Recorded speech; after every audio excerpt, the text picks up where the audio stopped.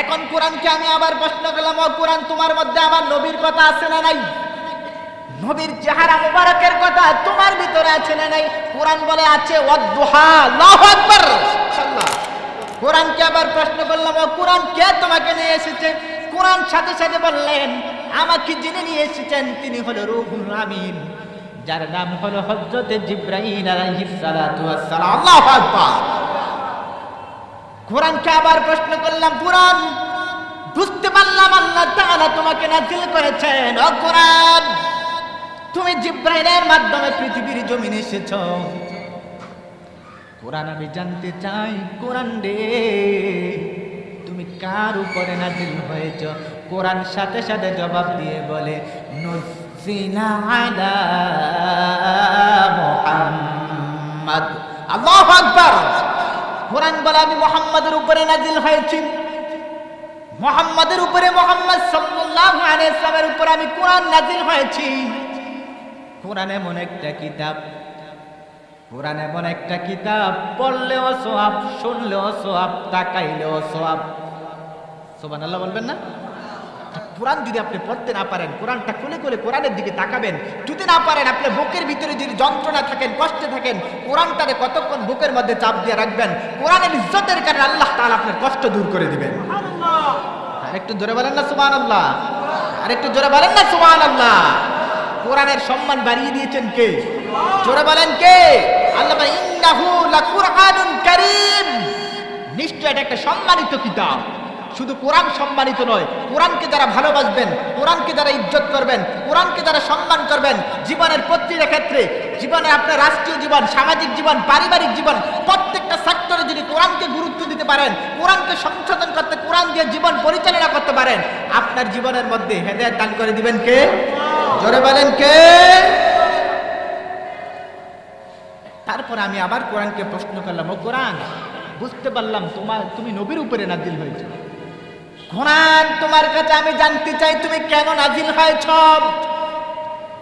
কোরআন সাথে সাথে বলেন, লিতুখরিজান নাসা মিনাল যুলুমাতি ইলান নূর।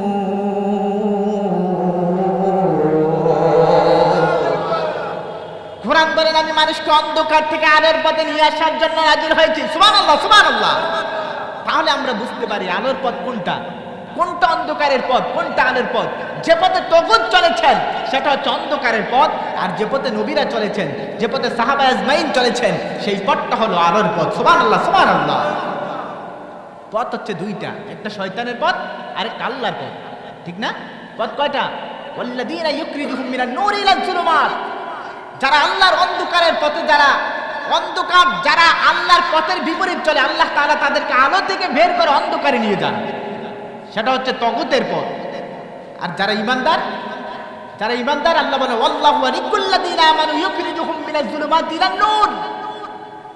যারা আমার পথে চলে, যারা আমার বন্ধু, আমি আল্লাহ তাদেরকে কোরআনের পথেই চালাই। সুবহানাল্লাহ, জোরে বলে। পথ হচ্ছে দুইটা, একটা তগুতের পথ, একটা আল্লাহর পথ। ঠিক আছে কথা? আমরা কোন পথে চলতে চাই? জোরে বলেন, কোন পথে? বুঝতে পারলাম কোরআন মানুষকে অন্ধকার থেকে আলোর পথে নিয়ে আসার জন্য নাযিল হয়েছে।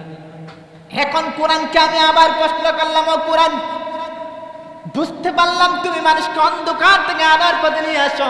কোরআন রে, তোমার কাছে আমি আবার জানতে চাই, তুমি কোরআন কি দিনের বেলায় নাযিল হয়েছো নাকি রাত্রে বেলা নাযিল হয়েছো? কোরআন সাথে সাথে বলেন, ইন্না আনসালনাহু ফি লাইলাতিল কদর। আল্লাহু আকবার। কোরআন সাথে সাথে জবাব দিয়ে বলে, লাইলাতুল মানে রাত্র, আমি কোরআন রাত্রে নাযিল হয়েছে। সুবহানাল্লাহ, সুবহানাল্লাহ। তাহলে কোরআন কি দিনে নাযিল হয়েছে না রাত্রে নাযিল হয়েছে? জোরে বলেন, লাইলাতুল কদর, কদরের রজনীতে আল্লাহ তাআলা পবিত্র কোরআনুল কারীম নাযিল করেছে। আল্লাহু আকবার।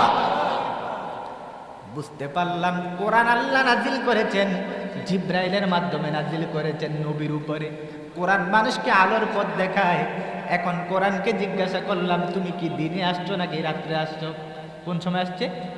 জোরে বলেন। এখন আমি আবার কোরআনকে প্রশ্ন করলাম, ও কোরআন, আরবি 12টা মাস আছে, কয়টা মাস? জোরে বলেন, কয় মাস? ওয়াকুল্লুন ফাসসালনাহু তাফসীলা। আল্লাহ বলে এমন কোন বিষয় নাই যেটা আমি কোরআনে বর্ণনা করি না। আল্লাহু আকবার। কোরআনকে জিজ্ঞাসা করা হলো, কোরআন তুমি কোন মাসে নাজিল হয়েছো? কোরআন সাথে সাথে জবাব দিয়ে বলেন, কোরআন সাথে সাথে জবাব দিয়ে বলেন, আমি কোরআন নাজিল হয়েছি শাহরু রমাদানাল্লাযী উনজিলা ফীহিল কুরআন। আমি কোরআন পৃথিবীর জমিনে রমজান মাসে নাজিল হয়েছি। সুবহানাল্লাহ। এখন কোরআনকে আমি আবার প্রশ্ন করলাম, ও কোরআন তোমার মধ্যে আমার নবীর কথা আছে না নাই? নবীর চেহারা মুবারকের কথা তোমার ভিতরে আছে না নাই? কোরআন বলে আছে, ওয়াদ-দুহা। আল্লাহু আকবার। কোরআনকে আমি আবার প্রশ্ন করলাম, ও কোরআন তবে ওয়াদ-দুহা দ্বারা নবীর চেহারা মুবারকের কসম করা হয়েছে, আবার কেউ বলেন ওয়াদ-দুহা দ্বারা দিনের সূর্যের আলো কসম করা হয়েছে। আল্লাহু আকবার। কোরআনকে আমি আবার প্রশ্ন করলাম, কোরআন তোমার ভিতরে আমার নবীর চুল মুবারকের কথা আছে কিনা? সুবহানাল্লাহ, জোরে বলবেন না? কোরআন সাথে সাথে জবাব দিয়ে বলেন, ওয়াল্লাইলি ইযা সাজা। আল্লাহু আকবার, আল্লাহু আকবার। ওয়াল্লাইলি ইযা সাজা, লাইলুন দ্বারা রাত্র কেউ বুঝিয়েছেন, আবার কেউ বলেছেন ওয়াল্লাইলু দ্বারা আমার নবীর চুল মুবারকের কসম আল্লাহ করেছেন। সুবহানাল্লাহ। কেউ বলেছেন লাইলুন দ্বারা আল্লাহ তাআলা গভীরতম রাতের কসম আল্লাহ করেছেন।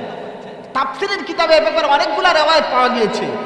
কেউ বলেছেন ওয়াদ-দুহা আমার সূর্যের আলোর কসম। সূর্য যখন সকালবেলা থাকে একরকম, দুপুরবেলা থাকে আরেক রকম, একেবারে বিকেল বেলা থাকে সূর্যের আলো একরকম। সূর্য যখন দিন মহর দুপুরবেলা যখন হয়, তখন সূর্যটা যেই অবস্থায় থাকে আল্লাহ তাআলা ওই তেজস্ক্রিময় সূর্যের কসম করেছে। আল্লাহু আকবার। তাহলে কোরআনে আমার নবীর সম্পর্কে আছে না নাই? কোরআনকে যদি জিজ্ঞাসা করে, কোরআন তোমার ভিতরে আমার নবীর বক্ষ মুবারকের কথা আছে কিনা? কোরআন বলে আছে। সেটা হলো আলাম নাশরাহ লাকা সাদরাক। আল্লাহু আকবার।